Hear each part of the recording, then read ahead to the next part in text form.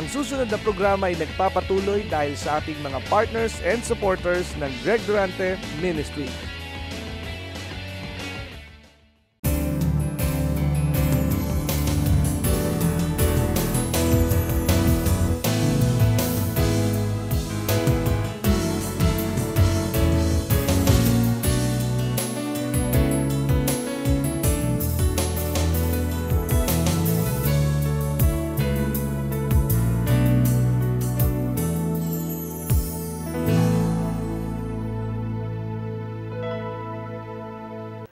Kaya kailangan maging tayong matalino habang tayo'y buhay. Sabihin mo sa iyong katabi, habang may buhay, may pag-asa. Kaya desisyonan mo ngayon. Sabihin mo, desisyonan mo ngayon. Huwag ka nang maghintay pa pag nasa panganib ka na. Marami pong tao na pag nanganganib na ang buhay, saka tumatawag ng Diyos ko, tulungan mo ako. Ngayon ka na patulong habang maganda ang iyong buhay. At pag nasanay ka sa tulong ng Diyos, mga imposible na magugulat ka. Kapag tinulungan mo ang isang tao sa pag-akyat sa bundok, mauuna ka sa kanya. Hello? Bakit? Inaalalayan mo siyang umakyat di nasa tuktok ka rin. Kaya pag tumulong ka sa taong nangangailangan, ikaw din ay iaangat ng Diyos sapagkat ang ginawa mo sa iba ang babalik sa iyo. Amen? Naniniwala ba kayo sa sinasabi ng inyong pastor? Amen? Ayon, purihin ang Panginoon. O Diyos, aming Ama, salamat sapagkat kami ay nasa pinagpala at kami binigyan mo ng pribilehyo na ang salita mo ay marinig namin na kami ay nasa kapayapaan patungo sa kaunlaran. Kaya ikaw ang maluwalhati at mangyari ang lahat ng iyong itinakdang ipinahayag sa bawat isa sa amin sa simbahang ito at ito'y mangyari na. Ngayong sandaling ito ay pasimula na. Sa iyo ang kaluwalhatian, sa pangalan ni Jesus at ang lahat ay nagsabi ng Amen.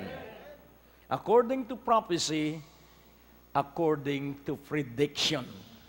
Kaya kung papansinin po natin, the prophecy is the Word of God that will come to pass or that will happen in a future time. Kaya pag nalungo po yung prophecy, you can predict. Hello? So, ano po ang prediction? Iyong sinasabi ang mangyayaring personal sa iyo. At kailangan ang iyong panggagalingan ay propesya. So, prediction comes from prophecy. At ang sabi, ang lahat ng magtitiwala sa Diyos ay kanyang pagpapalain at ibibigay niya ang banal na bundok bilang kaniyang mana. Amen. So ano ang prediction? Sabi ng Diyos, akin ang banal na bundok. Amen? So ganun po ang prediction. Iyong ipinapahayag yung prophecy. Kaya nga, laging tingnan mo ang salita ng Diyos sapagkat doon nakaugnay.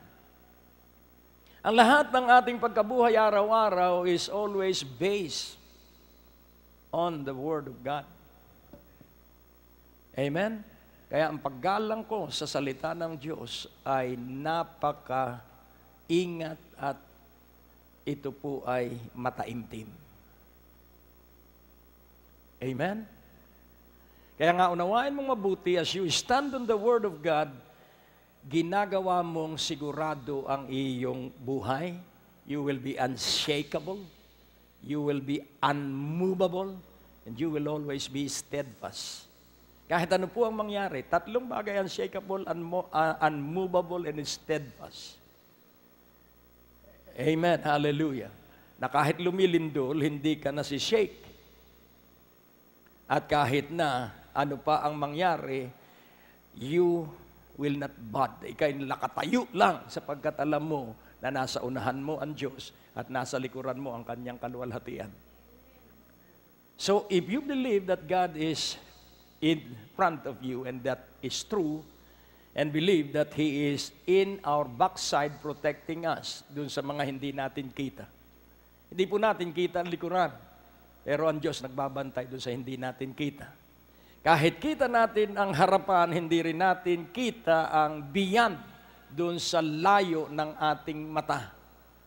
At ang higit sa lahat, hindi natin kita ang mga demonyong espiritu. Pero lahat, supil ng Panginoong Hesukristo. Lahat ay suko sa Panginoong Hesukristo. Kaya pag sumuko tayo sa Panginoong Hesukristo, walang magagawa ang buong impyerno. Bakit? Dahil ang sumuko sa Panginoong Hesukristo ay babantayan niya. Katulad po ng POW. Ano po ang POW? Prisoners of War. Wala po silang gagawin doon sa prison kundi kumain, matulog, at mag-exercise tuwing umaga. Bantay sarado sila. May sentre sa mga tore at may machine gun. So, walang pwedeng magtangka na sila ay pakawalan.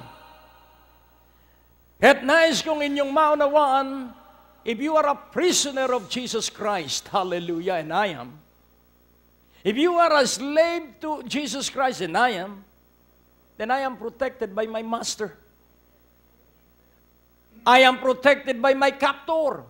Kaya walang pwedeng mag-alis sa akin sa pag-ibig ng Panginoon. Hindi ang kahirapan, hindi ang pagsubok, hindi ang krisis, hindi ang pag-uusig. Nothing shall ever separate me from the love of God. And my prison cell is the love of God. O, purihin ang Panginoon. And that love is from the Father. And the administrator of that love is Jesus. Because Jesus is the expression and the manifestation and the fulfillment of that love. When you love Jesus, then the love of the Father goes through you. And then the gift will continue to flow into your being. Magugulat ka sapagkat hindi mo alam, ikaw pala ay matalino. Tingnan mo ang iyong katabi. Sabihin mo matalino ka, tapikin mo ang noon niya. Matalino ka. Amen? Why? Because of the presence of the Holy Spirit in your soul. Ang Diyos po'y napakabuti. Sabihin mo nga sa iyong katabi, napakabuti ng Diyos. Si Jesus ay dumating hindi para paglingkuran. Kaya dapat hindi ikaw ang pinaglilingkuran ng tatay at nanay mo. Dapat ikaw ang naglilingkod sa tatay at nanay mo at dadaloy ang baon mo. Hello? Maglingkod ka sa boss mo at dadaloy ang promosyon at malaking sweldo. Hello? Nakukuha niyo po.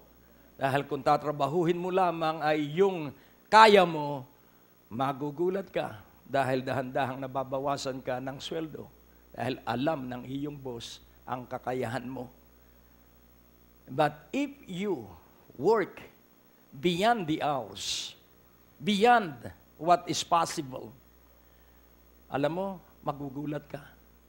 Iaangat ka ng Diyos at gagawin kang pangunahin at makikita ng mga kamag-anak mo ang kaibahan ng iyong buhay. Sila ay baluktot na sa pagtatrabaho, ikaw naman ay namamahinga dahil nakuha mo na ang kikitain ng pangkaraniwang tao sa loob ng 1 linggo. At ang kinita mo na ay pang-10 taon ng pangkaraniwang manggagawa. Hello?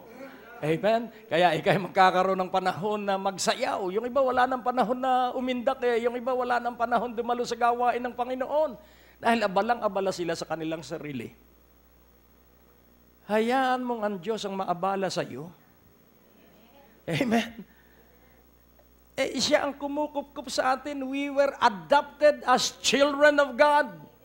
Bahala ang Diyos, kaya ipinagagamit niya ang pangalan niya sa atin. Ano man ang hingin natin sa pangalan niya, kanyang ibibigay. Kaya ang titulo ay simple lang, gusto mong yumaman, gusto mong mag-transfer ang kayamanan ng masama ng mga usurero. Kahit ikaw ay basurero, yung kayamanan ng usurero ay lilipat sa iyo. Amen? Hindi na basura ang bubuhatin ng basurero, ang bubuhatinan niya ay lumipat na kayamanan sa kanya. Paano ito? Ito po ang titulo ng mensahe. Heal the deaf, mute, blind, and cripple. Pagalingin mo ang bingi, ang pipe, hindi po pepe, pipe, ang bulag at ang pingkaw, ang lumpo, ang hindi makalakad. So heal the deaf, mute, blind, and cripple. Pero marami po na may mata, marami po ang may dila, at marami po ang may tenga, pero marami po ang bingi, marami po ang bulag, marami po ang pipe. Kaya't hindi sila, alam mo, yung paralysis, kapag ikaw po'y natakot sa iyong problema, it paralyzes a person. Kapag ang nakita mo'y katatakutan sa hinaharap na baka pagtanda mo, baka ikay maghirap, you will be paralyzed in your mind. At ang pagka-paralysis po ay hindi ka makakilos. Kaya nga ating unawain, sa Hebrews 12:28, Hebrews 12:28, ipakikita ko lang po sa inyo, wherefore we receiving a kingdom which cannot be moved, let us have grace whereby we may serve God acceptably with reverence and godly fear. So ano ang kailangan mo sa buhay? Hindi po hanap buhay. Ulitin ko po, the outcome of your life is not based on your income. Ang bunga ng iyong buhay ay hindi ang batayan, ay ang iyong sweldo. The outcome of our life is based on our overcoming life. And the main thing that we have to overcome is our flesh. Our desire for self-glory. Yun po ang dapat nating mapagtagumpayan at matalo at madaig araw-araw. Yung sarili natin na hangarin natin na tayo'y sumikat, na tayo'y hangaan, na tayo ay igalang. May mga tao po na kumukuha ng paggalang sa pamamagitan ng magandang damit, mamahaling relos at mamahaling sapatos. Kahit na masakit sa paa yung sapatos, pagtitiyagaan niya yon. At magdidikwato siya para ipakita niya na tig sa 6,000 yung kanyang sapatos. Napakahinang batayan po yun ng pagkuha ng paggalang. Ang napakahalaga po ay paggalang ng Diyos. If God respect you, magugulat ka sa magiging resulta ng paggalang sa iyo ng Diyos. Kaya ang kailangan po nating lahat ay grace. Let us have grace. Tayong lahat ay magkaroon ng grasya. Ano po ang ibig sabihin? Let us have grace, whereby. Pansinin po yung dalawang salita, wherefore. Napakagaling talaga ni Apostol Pablo sa paggamit ng mga salita. Wherefore and whereby. Wherefore we receiving, kaya yung for po ay tumutukoy, yung F-O-R ay tumutukoy sa hinaharap. Wherefore we receiving a kingdom which cannot be moved. Whereby we may serve God. So, ang pansinin po natin, tayo pong lahat ay nasa kaharian ng Diyos. Huwag mo po yung kalilimutan, we are inside the kingdom of God. Kaya yung panalangin, thy kingdom come, thy will be done on earth as it is in heaven. So we are inside the kingdom. But seek ye first the kingdom of God and His righteousness, and all these things shall be added unto you. Kaya meron tayong damit, meron tayong pagkain, meron tayong bahay, meron tayong sasakyan because of the addition. Because we sought first the kingdom of God. Amen po ba? So, ngayon, ating unawain. Wherefore we receiving a kingdom which cannot be moved, let us have grace. Kaya pag naniwala ka na tatanggap tayo, hallelujah, ng kaharian na hindi makikibo, purihin ng Panginoon.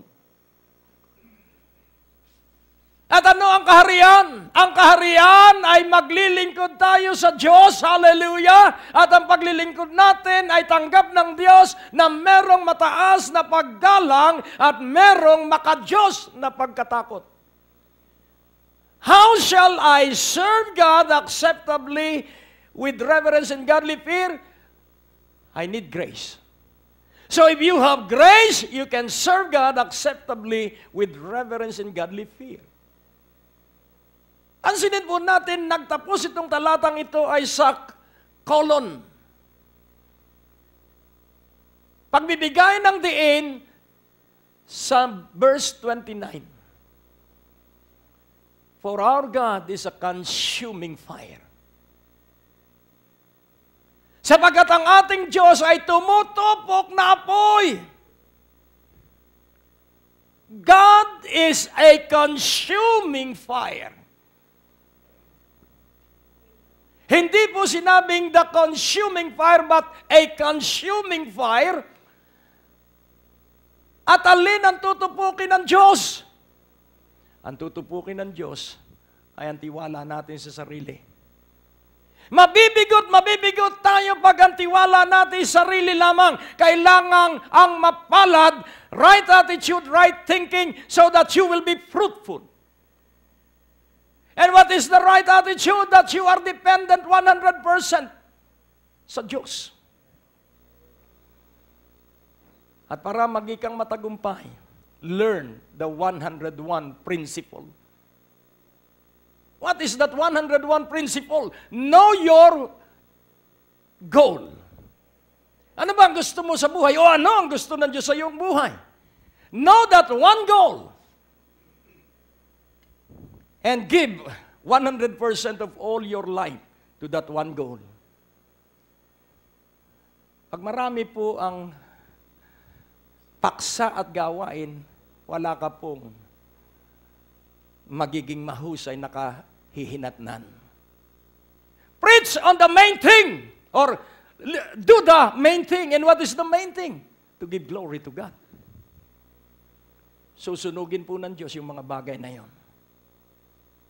Yan, nagugulat tayo, nalugi tayo sa ganito, nagugulat tayo, nabigo tayo sa ganon, because God is a consuming fire at inaalis niya yung mga sagwil sa ating buhay na pakikipag-ibigan sa Kanya, sapagkat ang mahalaga ay ang Diyos, ang mahalaga ay si Yesu Kristo, ang mahalaga ay ang banal na Espiritu. Wag na tayong magtampisaw pa sa dati nating kinagigiliw at kinagagawian. Ako po, bawat paggising sa umaga, bagong araw, parang nagsisimula pa lang ako sa paglilingkod sa Diyos. Make it your way to see things as though you are a beginner. Hindi ka po mawawalay sa Diyos. Dahil laging magiging maalab ang iyong pag-ibig sa Diyos. Pag kasanayan mo ang mga tagumpay, dadalhin ka po sa complacency, kapalagayan ng loob, which is detrimental to our relationship with God. Kailangan pong everyday bago ang iyong sigla, bago ang iyong paghanga sa Diyos, bago ang iyong pagsamba sa Diyos na parang wala ka pang pagpapala. Kahit buntun ng pagpapala ang nasa iyo. For our God is a consuming fire. Alang sabi po ng Haggai o Haggai, chapter 2 verse 7. Haggai. And I will shake all nations, and the desire of all nations shall come, and I will fill this house with glory, saith the Lord of hosts. So pansinin po natin kung ano ang nangyayari sa European countries. Pansinin po natin kung ano ang nangyayari sa Western countries. They are being shaken by God. Saan ka nakakita ng isang bansang katulad ng Amerika na trillion in debt sila at nabubuhay sila ay sa utang? Saan ka nakakita ng isang bansa na merong pinalalabas na tinatawag na treasury bill kung sa ating bansa? Ang tawag nila ay Federal Reserve. Yung Federal Reserve, walang pera yon. Yun po ay banknotes lang. Pero yun ang ginagamit nila sa kanilang transaksyon sa buong daigdig. And I will shake all nations. At aking liligligin ang lahat ng mga bansa. Sa Hebrews, liligligin ko ang lahat ng tao. Dito, liligligin ko ang lahat ng mga bansa. At ano ang intensyon ng Diyos? Doon sa Hebrews, ang intensyon niya ay personal, na ikaw ay maghangad ng grasya. Amen? Because ang grasya po ay kapangyarihan at kalakasan ng Diyos, kaya kapag ikaw ay nasa grasya, malayo ka sa disgrasya. If you are living in grace, this grace will be far from your life. And what is this grace? To be put into shame. Yun po ang disgrace. Pero ang grace, to be promoted. And our promotion will come from God. Naranasan mo na ba na kahit piso wala ang iyong wallet? Ako madalas. Pero tuloy-tuloy pa rin ako sa gawain. Sapagkat alam ko, pag tinuluyan ko ang gawain, babayaran ako ng Diyos. There is always payday with God. Nakukuha niyo po? And I will shake all nations, and the desire of all nations shall come. So what is the purpose of Hebrews 12 and what is the purpose of Haggai 2? So that the desire of all nations, kung ikaw ay magiging masunurin, ang pagpapala mo ay kaiba. Amen? At sila ay maghangad na ang Diyos nating pinaglilingkuran ay paglingkuran din nila. Hindi sila mahahikayat sa Diyos kung ikaw ay walang nakikita sa iyo na mga pagpapalang buhat sa Diyos. And the desire of all nations. Alam mo, kung wala kang tagumpay, hindi ka pa pag-uusapan. Pero laging tandaan mo, pag ikaw ay nagtatagumpay, dalawang bagay, mga kritiko at mga inggitero, pag-uusapan ka dahil kaiba ang buhay mo, katulad ng kaibigan kong pastor. Pipito na nga ang miyembro. At wala nga gustong magpastor dahil napakaliit ng tithes and offering, hindi makakabuhay ng pastor. Kaya siya ay nag-sideline sa pier. At walang maibigay yung miyembro niya. Ito po sa Quezon City lang ito. Kaya siya ay nagsikap, nagtipid, nakabili ng maliit na telebisyon. Ichinismis pa nung pito. Siguro raw sikwat sa pier. Kaya nga po atin pong unawain, hindi mo maiiwasan ang kritik. Hindi mo rin maiiwasan ang mga inggitero. At kadalasan ang mainggitin ay yung tamad. Kadalasan ang mga kritiko ay yung walang ginagawa. Ikaw ay hihilahin nila pababa sa kanilang level.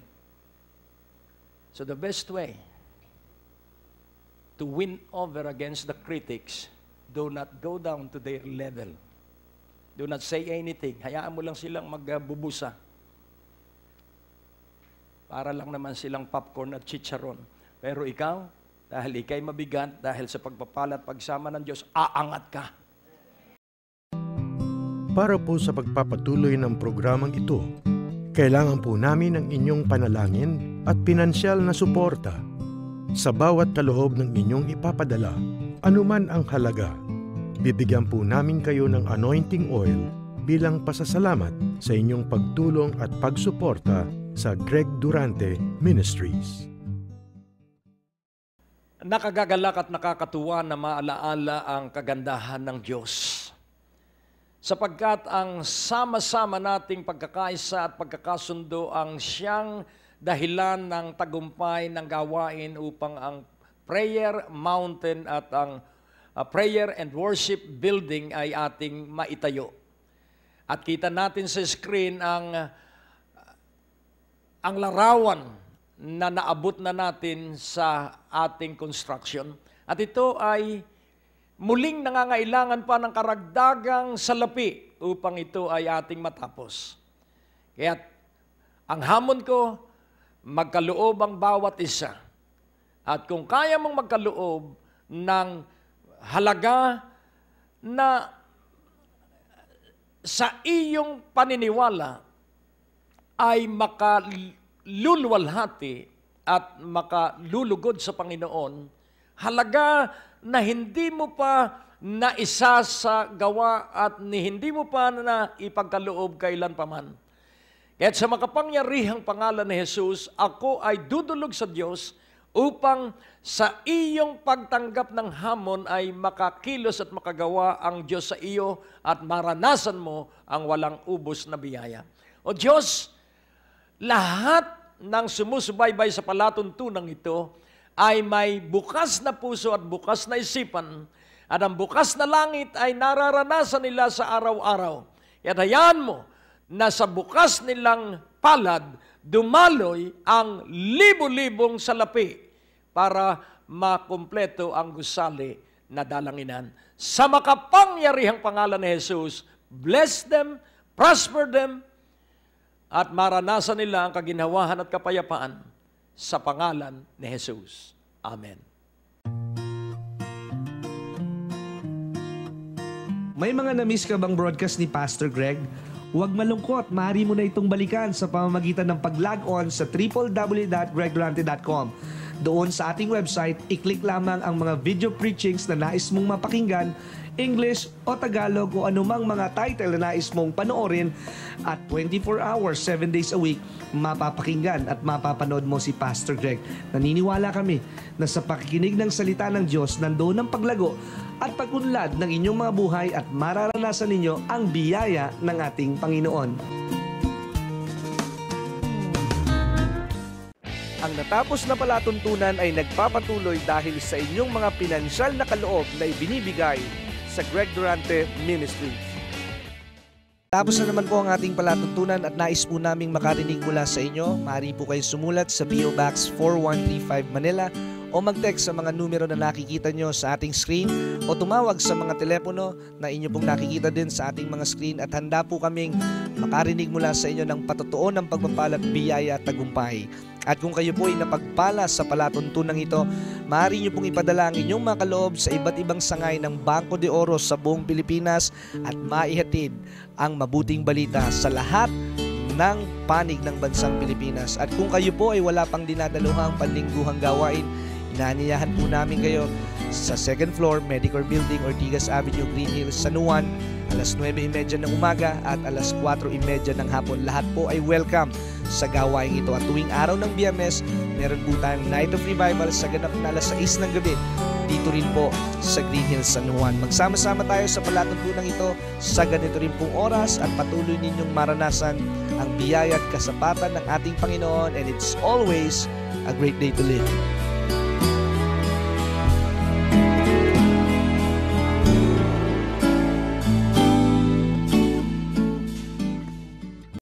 Ang susunod na programa ay nagpapatuloy dahil sa ating mga partners and supporters ng Greg Durante Ministry.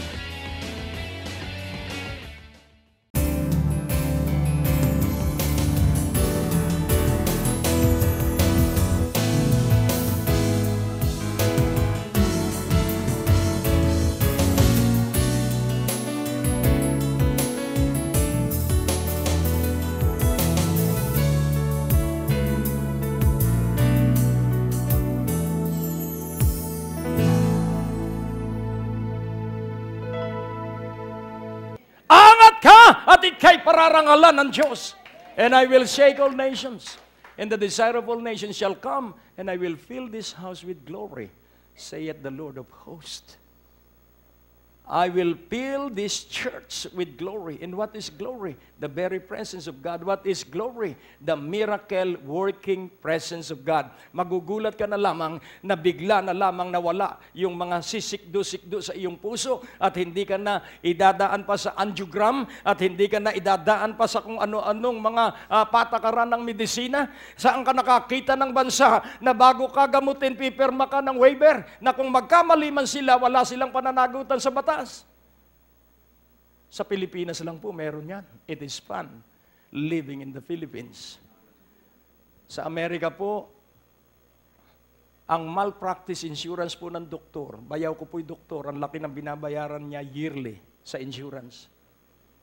Dito po, ang engineer po pag nag-design ng tulay, makukulong siya pag dumaan ang maliit na baha at dala yung tulay dahil may ebidensya. Ang doktor po, pag namatay, ay kalooban na ng Diyos yan. Ma'am, sir. Kaya, aywan ko kung sino ang gumawa ng batas na yon, usisain nyo nga. Dahil napakabulok ng batas na yon. Sapagkat mawawala ang tiwala ng manggagamot para maging expert dun sa kaniyang medisina sapagkat walang malpractice.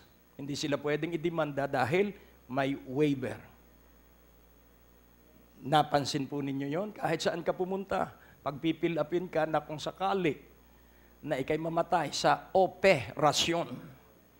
Patay na yung tao, 1 million pa rin ang sisingilin.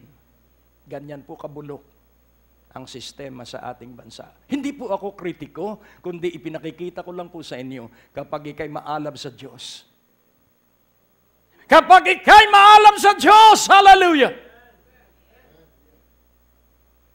The glory of the latter house will be greater than the former. Nakukuha niyo po? Oh, ang Diyos po'y napakabuti. Magbuntong hininga ka nga at sabihin mo, ang Diyos napakabuti. Sabihin mo, tinatamad nga akong dumalong ngayong hapon. Eh kung bakit naman ibinunsod ka ng Diyos ngayong hapon dito sapagkat nais ng Diyos nakatagpuin ka. Ibig ng Diyos na ikaw ay pasweldohin. Ibig ng Diyos na ikay gantimpalaan. Hallelujah. At ano ang iyong gagawin? Heal. Heal. Sa Luke 10, tumingin ka sa chapter 10. Luke. So Luke 10, verse 8. And into whatsoever city ye enter, and they receive you, eat such things as are set before you.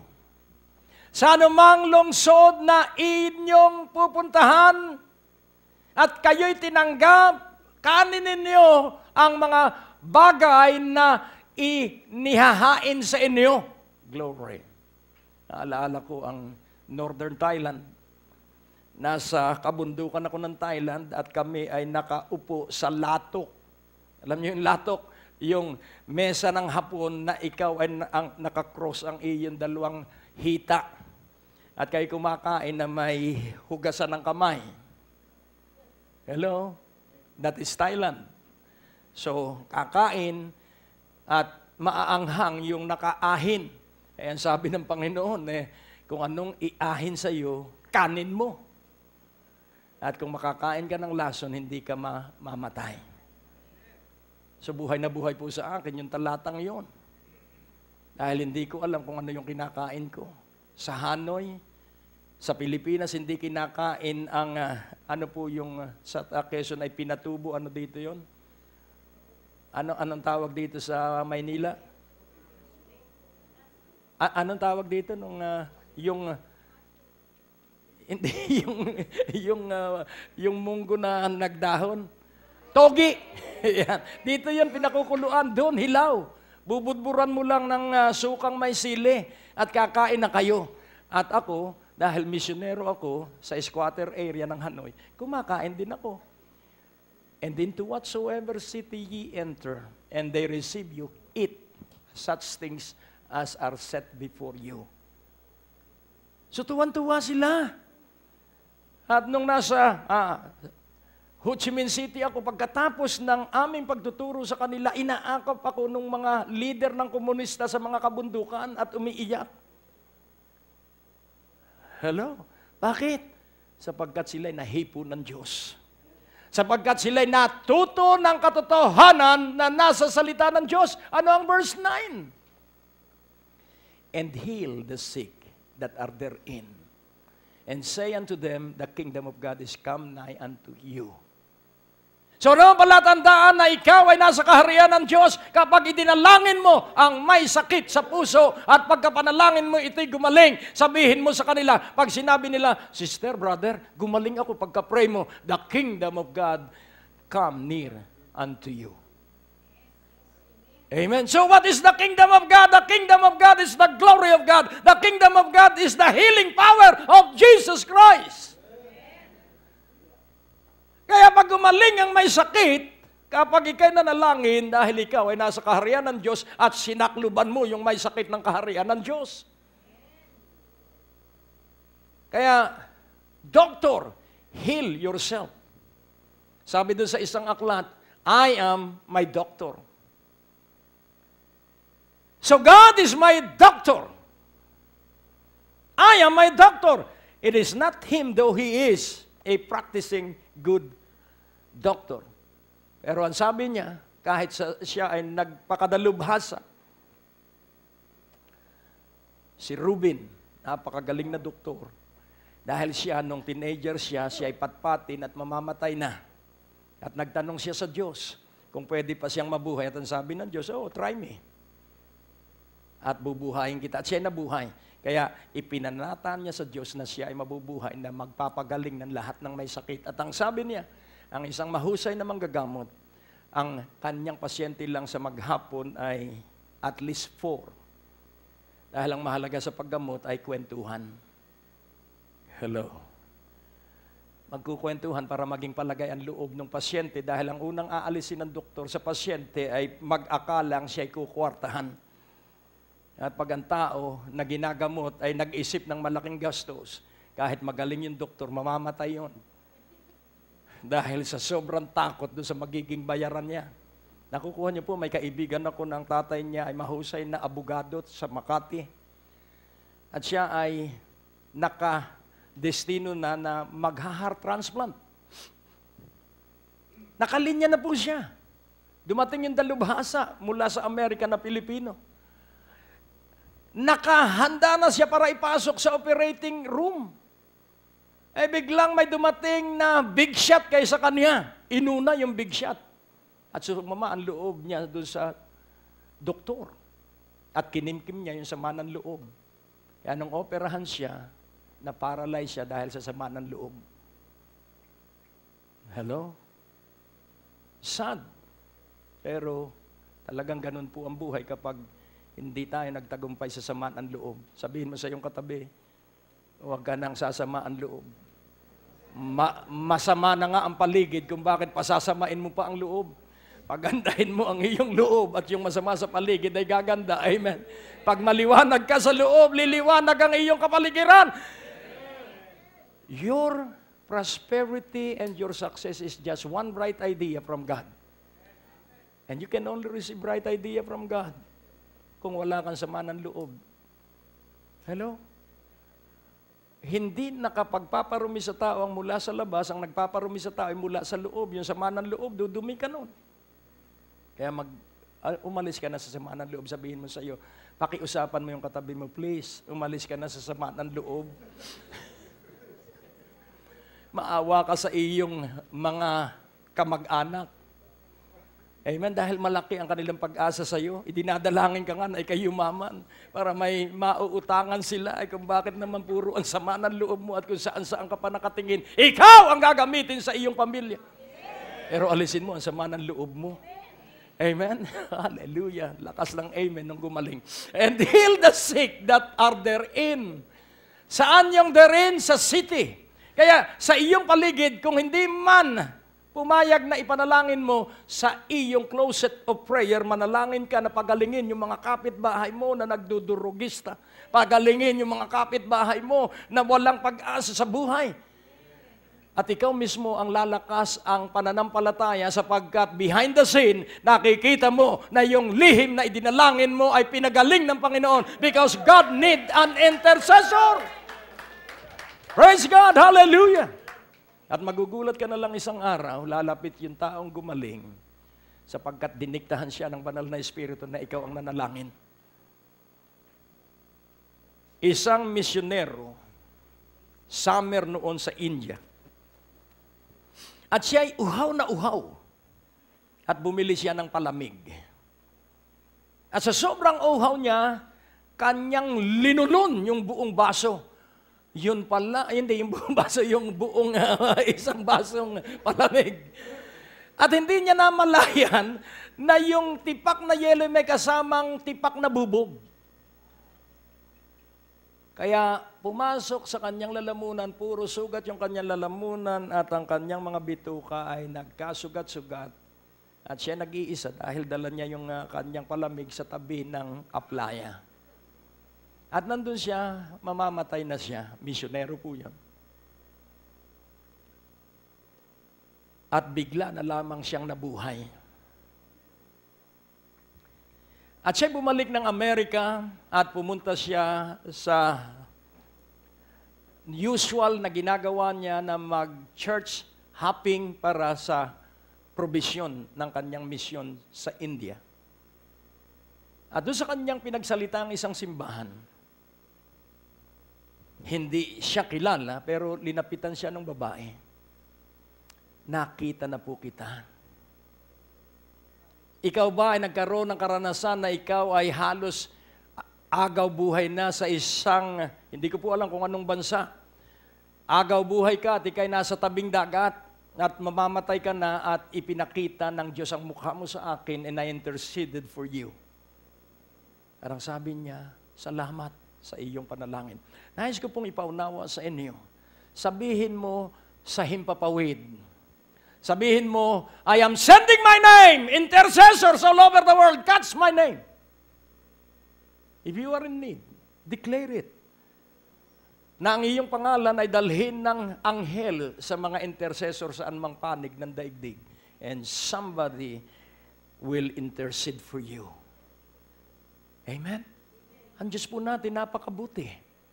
Naniniwala ka bang napakabuti ng Diyos? Sapagkat paanong mahihikayat ang ating mga kamag-anak kung tayo ay hindi maunlad? Paanong mahihikayat ang ating mga mahal sa buhay kung tayo hindi maunlad? Sasabihin natin napakabuti ng Diyos natin pero wala tayong pambili ng popsicle. Hello? Alam mo, mabuti ang Diyos ko. Pwede bang makahiram muna ng pantuition ng aming anak? Hindi po nangyari sa aming buhay yon. Lahat ng pangangailangan namin tinustusan ng Diyos at hindi kami kailanman nagsabi sa mga tao na kami naghihirap. Dumarating pong kusa ang kilo-kilong pagkain sa panahon na kami mauubusan na. Kaya napakaganda pong paglingkuran ng Diyos. Subukin mo. Kaya grace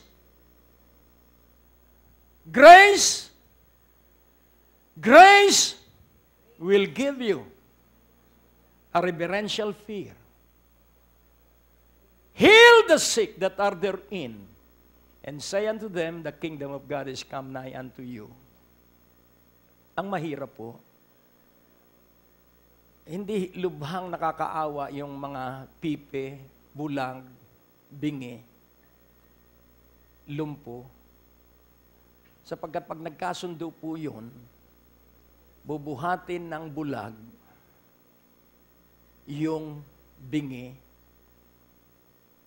at kakapit yung pipi dun sa bingi, dun sa bulag at bubuhatin ngayon ang lumpo. Kapag nagkasundo po ang mga may kapansanan sa kanilang mga kapansanan, sila po ay mapagpapala ng Diyos. Si D.L. Moody ay sinulatan. Grade 5 lang po ang naabot niyang formal education. Pero siya po ang isa sa pinakadakilang ebanghelista ng Amerika. Pag nagturo po siya sa mga tinuturuan niya about evangelism, one time doon sa kanyang pagtuturo sa isang napakalaking sinihan, yung kanyang tinuturuan, sabi niya, tomorrow ang assignment ninyo ay magligtas ng kaluluwa. At dumating ang mga estudyante at nagulat sila, punong-puno na yung sinihan. Halos wala silang maupuan. At nagtaka sila. Ang hindi nila alam, umagang-umaga, pumunta na si D.L. Moody sa mga palengke, sa mga kung saan may mga istambay at ipinangaral niya ang Panginoong Hesukristo. Before the time nung school, punong-puno na yung theater. At ang sabi niya, this is evangelism. Kaya nga ating unawain na ikaw at ako ay narito at susuportahan tayo ng Diyos kapag ginawa mo iyong pagkatawag sa iyo. The abundant life is the life that always worship God, always thank God, always serve God. Yun po ang abundant life. Kaya nga ating kilalanin ang mahalagang katotohanan. Ano po ba ang anointing? Anointing is receiving the power of God. So if you are anointed, magkakaroon ka po ng internal revolution. Magiging sobrang kasabikan mo sa Panginoon at pagsabi ka sa Panginoon, makakakita ka ng mga himala. Sabi ka ba sa Panginoon? Titigan mo yung iyong katabit, pandilatan mo, sabi ka ba sa Panginoon? Sige, ganun mo, ipagduldulan mo yung iyong dalawang mata. Sapagkat kapag lahat tayo sabik sa Panginoon, wala pong hindi magiging masigla. Amen po ba? Amen po ba? Glory! Ang Diyos po natin napakabuti. Amen? Wala siyang katulad. At naghahanap siya ng mga lalaki at babaeng walang alam. Naghahanap siya ng mga lalaki at babaeng hindi marunong magkapera. Hello? Gusto mong yumaman? Magligtas ka ng kaluluwa. Gusto mong maging malusog? Magpagaling ka ng may sakit dahil ang ginawa mo sa iba, yun ang babalik sa iyo. Kapag nanalangin ka sa may sakit, lalayo ang sakit sa iyong katawan. Kapag ikaw ay naglingkod sa Panginoon, lalayo ang mga demonyo sa iyong paligid. Sabagkat pagliligiran ka ng makapangyarihang presensya ng Diyos. Napakasimple lamang po ng buhay. Kung susundin natin ang ipinagagawa sa atin ng Diyos. Kaya nga ang sabi sa Luke 4, verse 1. Luke 4, verse 1. And Jesus, being full of the Holy Ghost, returned from Jordan and was led by the Spirit into the wilderness. So, ano ang dahilan at dinala siya sa ilang? Verse 2. Being 40 days tempted of the devil, and in those days he did eat nothing for 40 days, and when they were ended, he afterward hungered. So habang siya po ay nasa pag-aayuno ng 40 araw, hindi siya nakaramdam ng gutom. Yan, nais ko pong ipaunawa sa bawat isa sa pakikipagniig sa Diyos, wala kang mararamdaman na bayaran. Hello? Hindi ka maabala dahil hindi ka pababayaan ng Diyos. Babayaran ng Diyos yung bayaran mo. Sundin mo lamang yung ipinagagawa sa iyo. Attend first to the need of God. Because God has need. Amen? Bless the Lord, O my soul. Kailangan ng Diyos na siya'y mapagpala. And the best blessing to God is to worship Him, to love Him, to serve Him, and to praise Him. Kaya ano po ang nangyari nung siya ay bumaba? Sa verse 14. So puno siya ng Espiritu. Sa verse 14, ano ang nangyari sa kanya? And Jesus returned in the power. In the power of the Spirit. Ito na po yung exploding power. He returned in the power of the Spirit into Galilee. He returned in the ability of the Spirit into Galilee. And there went out a fame of Him through all the region round about. Kapag ikaw po'y puspos ng Espiritu, ikaw ay lalagyan ng Espiritu ng katalinuhan at magugulat ka sapagkat sa iyong hanap buhay, ikaw ay magiging sikat sapagkat kakaibang katalinuhan ang dadaloy sa iyo sa iyong negosyo, kakaibang kakayahan sa pagninegosyo ang ibibigay sa iyo ng Diyos. Why? Because you are serving the Lord in saving soul. Praying for the cripple, the deaf, the mute. Kaya nga po, halika na. Magligtas tayo ng kaluluwa. Halika na. Pagalingin mo ang iyong sarili. At huwag kang matakot. At ang sabi sa verse 18, bakit nangyari ito? Because the Spirit of the Lord is upon me. Because He hath anointed me to preach the gospel to the poor.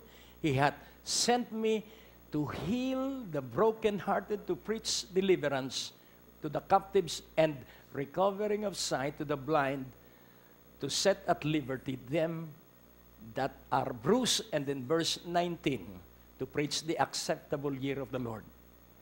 2013 is the acceptable year of the Lord. If you preach the gospel. Hello. Gusto mo ng promosyon? Ipatutuo mo ang Ebanghelyo. At kapag gumaling, at naligtas sila, sabihin mo ang kaharian ng Diyos dumating sa iyong bahay. Ang Diyos po ay napakabuti. Sabihin mo, ang Diyos ay napakabuti. People of God, heal your life. Child of God, heal your body. You have the power. You have the authority. Heal yourself. The moment you experience, the moment you receive healing for your body and soul. Sabi nung awitin, healing for your body and your soul. That is what in Jesus you shall find. And if you go, so napakaganda po, kapag tinanggap mo sa Jesucristo at ginamit mo ang kanyang kapangyarihan, magliligligan at mangangabuwal ang 10,000 sa iyong paligid, sabi ng Psalms 91. Dadami ang salot, pero pagkadaan ng salot, nakatayo ka pa rin at natimbuang na silang lahat. Bow down your head and let us pray. Father God, I believe that they received the essence of the message. Ang buod ng mensahe. Mapuspos sila ng grasya at maranasan nila ang kaginhawahan. Sa iyo ang kalwalhatian sa pangalan ni Jesus. At ang lahat ay nagsabi ng Amen! Hallelujah! Ang Diyos po ay napakabuti at kayong lahat ng nasa telebisyon at radyo, kung hindi ka pa born again, hinahamon kita para isuko ang iyong buhay at sundan mo ang panalangin ito at sabihin, Jesucristo, sinusuko ko ang aking buhay sa iyo at tinatanggap kitang aking sariling tagapagligtas mula sa sandaling ito. Puspusin mo ako ng iyong Espiritu. Salamat sa kaligtasan at kapangyarihang maging anak ng Diyos. Ama, sa pangalan ni Jesus. Amen. Amen at amen. Para po sa pagpapatuloy ng programang ito, kailangan po namin ng inyong panalangin at pinansyal na suporta.